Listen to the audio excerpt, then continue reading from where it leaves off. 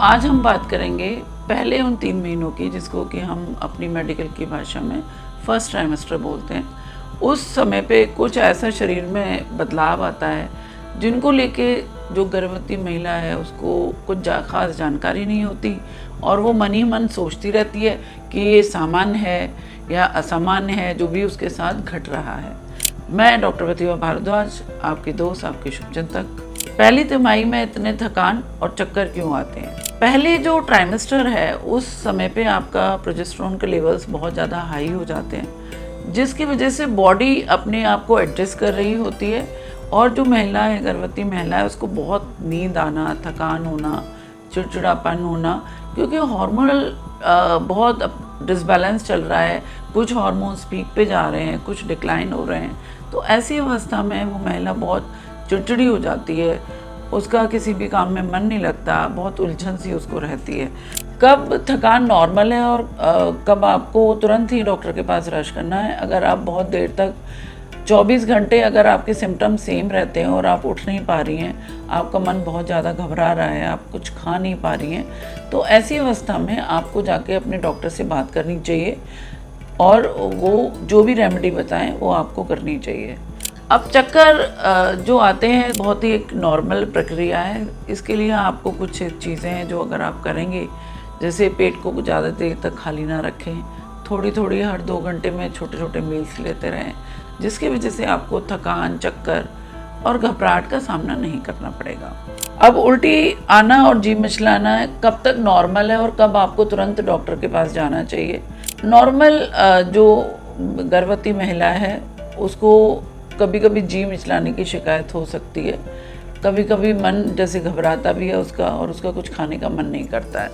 ACD levels जब body के अंदर काफ़ी ज़्यादा बढ़ जाते हैं तो उस अवस्था में जी बहुत मिचलाने लगता है और महिला का खाना खाने को जी नहीं करता है। तो अगर नॉर्मल अपना नींबू पानी पिएं, कुछ भी हाउस होल्ड रेमेडीज़ करें, उनसे कई बार आपको आराम मिल जाता है। अगर सुबह से लेकर शाम तक 1 या 2 बार आपको उल्टी हो गई है, जी मिचला रहा है और उसके बावजूद भी आप अपना थोड़ा थोड़ा मील ले पा रही हैं, तो कोई भी ऐसी घबराने की बात नहीं है। तो कौन से ऐसे दिन हैं जिनके बाद आपको इस तरह की परेशानियों में आराम मिल जाएगा? शुरुआत के जो दिन होते हैं उन्हीं दिनों में, अर्ली जो प्रेगनेंसी होती है 6 वीक्स के अराउंड, उसमें एसिडी बहुत तेज़ी से बढ़ता है।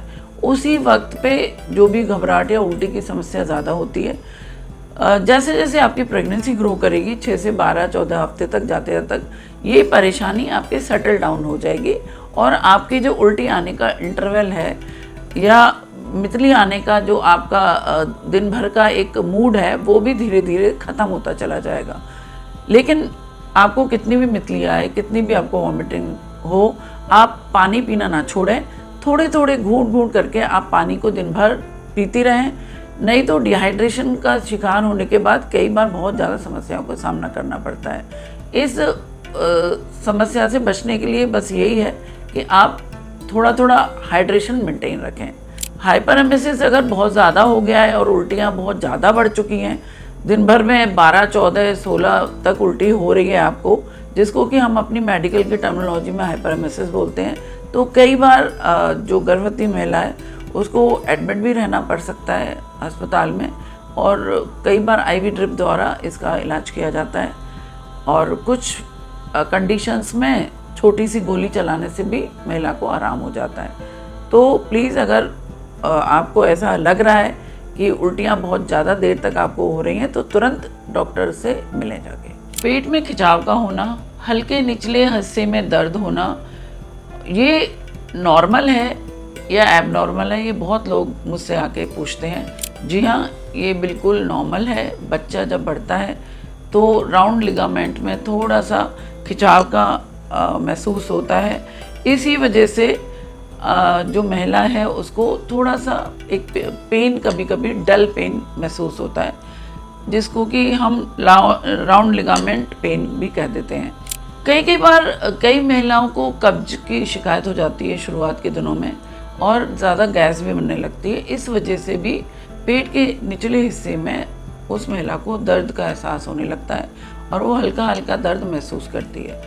तो गैस या कब्जियत के कारण अगर है तो थोड़ा सा अपनी डाइटरी हैबिट्स हैं इनको इम्प्रूव करें। तीखा बाहर का खाना ना लें, नॉर्मल अपना घर का खाना लें जिसमें कि कर्ड हो गया, ग्रीन वेजिटेबल्स हो गई। पानी का सेवन ज़्यादा करें, जो भी स्पाइसी चीज़ें हैं उसको कम लें। तो इस तरह की समस्याएं आपकी कम हो सकती हैं। कब आपको तुरंत ही बिना देरी करे अपने डॉक्टर से मिलना है? अगर दर्द के साथ आपको ब्लीडिंग हो रही है, ब्लीडिंग थोड़ा ज़्यादा हो रही है, दूसरा अगर जो ब्लीडिंग है उसका कलर लाल है और पेट में बहुत ही ज़्यादा दर्द है जिसको आप बर्दाश्त नहीं कर पा रही हैं, तो तुरंत ही आपको जाके अपने डॉक्टर से मिलना चाहिए। अगर आपको किसी भी तरीके का ब्लीडिंग होने का एहसास भी अगर आपको हो रहा है, उस दशा में भी आपको जाके अपने डॉक्टर से बात ज़रूर करनी है या फ़ोन ज़रूर करना है। इस चीज़ को कभी भी इग्नोर ना करें, क्योंकि शुरुआत के दिनों में ये चीज़ बहुत ज़्यादा हानिकारक हो सकती है। कई माएँ अपना बच्चा भी खो देती हैं हल्के फुल्के पेन की वजह से।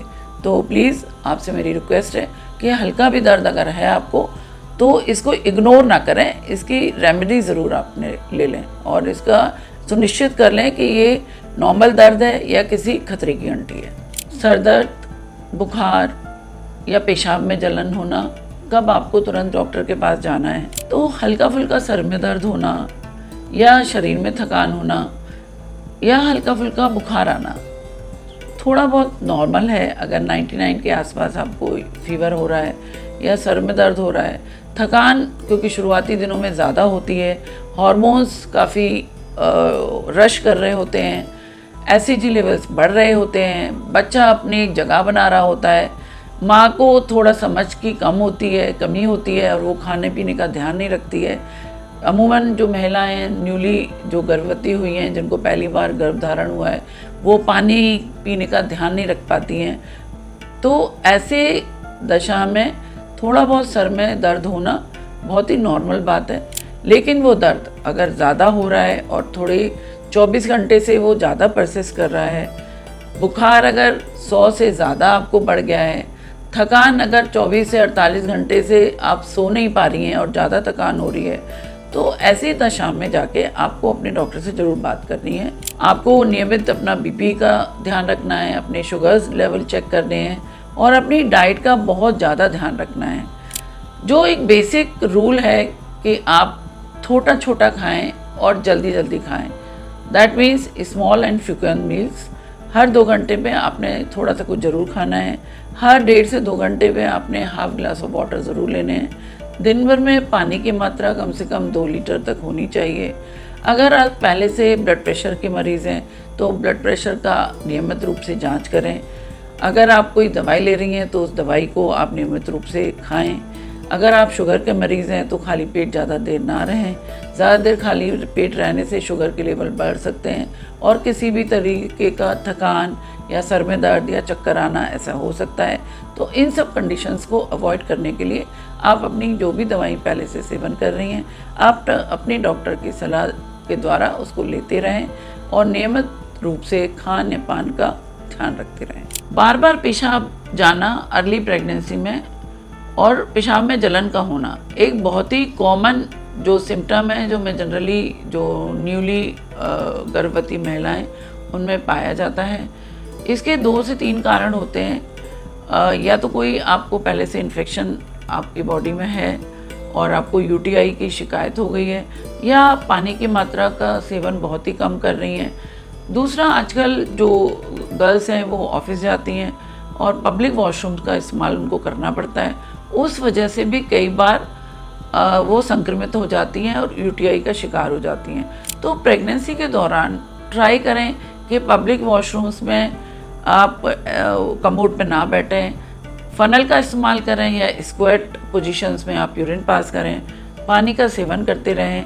इन सब के करने के बावजूद भी आपके पेशाब में जलन है और पेशाब बार बार आ रहा है, तो तुरंत अपने डॉक्टर की सलाह ज़रूर लें। पहले जो ट्राइमेस्टर है उसमें कुछ चीज़ें ऐसी हैं जिनका आपको बहुत ज़्यादा ध्यान रखना चाहिए और जिनको आपको अवॉइड करना चाहिए। नंबर 1, अगर आप इंटीमेट होते हैं तो बहुत जेंटली ट्राई करें, 6 to 12 वीक्स तक ज़्यादा इंटीमेट ना हो।